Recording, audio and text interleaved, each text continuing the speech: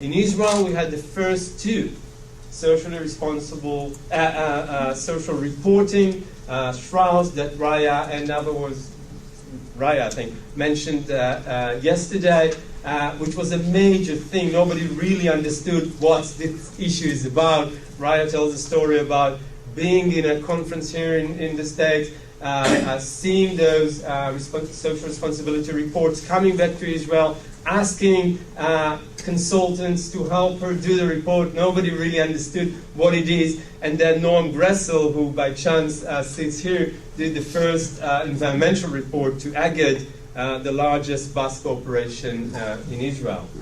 In 2003, we launched the Ma'ala CSR Index, an index that invites Israeli corporations and actually international working in Israel as well to basically report on their CSR performance. We run it ever since, and it's, again, a very powerful tool.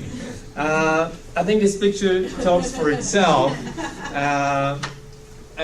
but it also brings up a very interesting question. Is a food manufacturer responsible for what we eat? We decide what to buy and what to eat. Why should the food manufacturer take responsibility for us eating healthier food?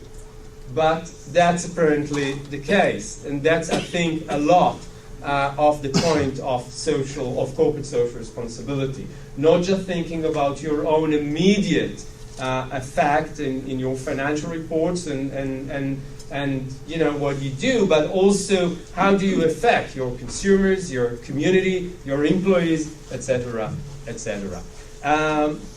We've heard a discussion in the morning about the gaps, the social gaps in Israel, and the fact that the wealth is not distributed equally as it used to be. And I think the issue of people employed, working, but still can't provide for their families is a major issue that rose in 2004, but still prevails the discussion. Hurricane Katrina brought us those nature-made disasters that showed us that we can affect very little the things that we thought that we could sort of control.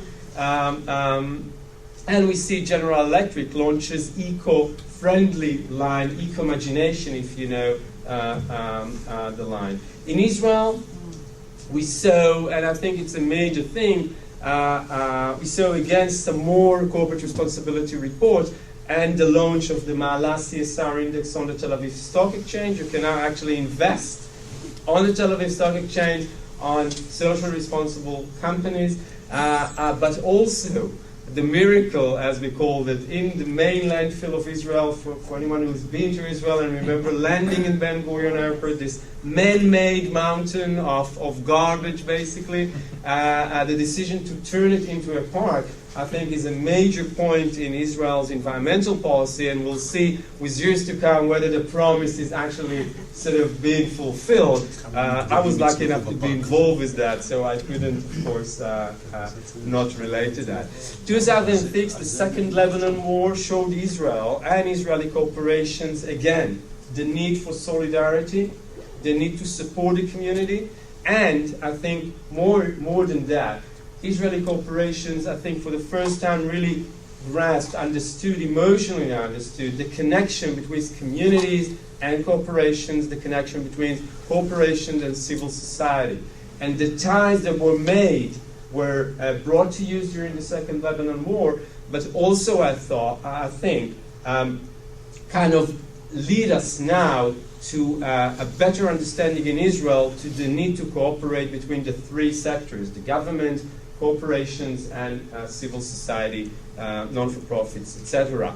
I won't elaborate any longer about Vice President Gore. He'll be in Israel on May, I think. He's going to get the Dan David, I think, reward from the Tel Aviv University. But environmental agenda is definitely at its peak, and it affects corporations to standards that nobody believed even 2 years ago. And I think the trends in public opinion, the demands for corporations to be more responsible towards the environment, to actually help fight global warming, is amazing if we look back several years ago and think that, again, the business of business is business.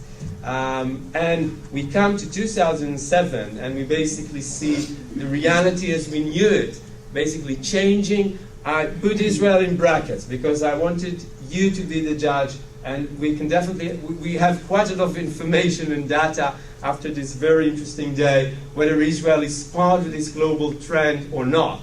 I think it is, and I think to a certain aspect it even narrowed the gap there was 10 years ago between the Israeli economy and the international or the US economy, but we definitely see that things are changing, and sustainability or corporate responsibility or corporate citizenship, whatever you would like to call it, is much more prevailing in the business sector. And as kind of an ending, and to open the discussion later on, I took a slide from the UN Global Compact, which is basically a UN kind of umbrella for businesses, under the realization that we need to work globally, not only in terms of states and countries speaking to one another, but also businesses need to take a global responsibility. So the first phase is basically corporate responsibility simply as philanthropy.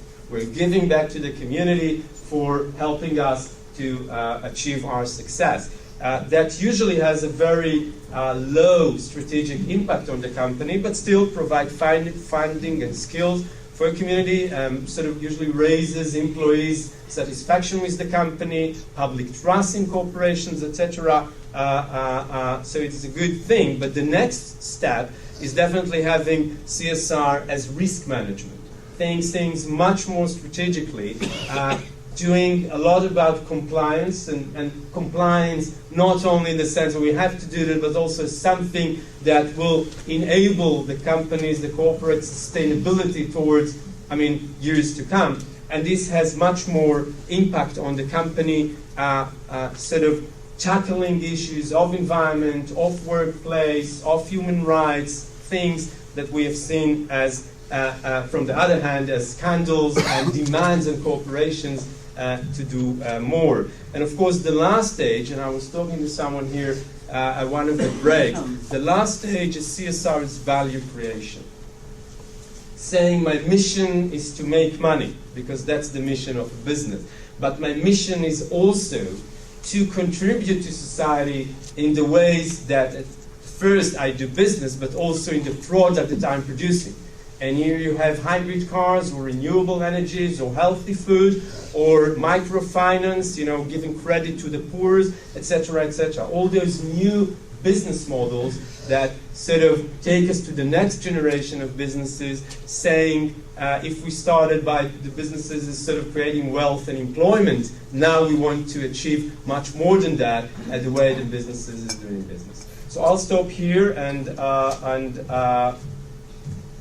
leave you with that slide for later on discussion, and Noam will discuss greenwash, and I think that's a very good continuance from the optimism that I've tried to sort of communicate here. Thank you.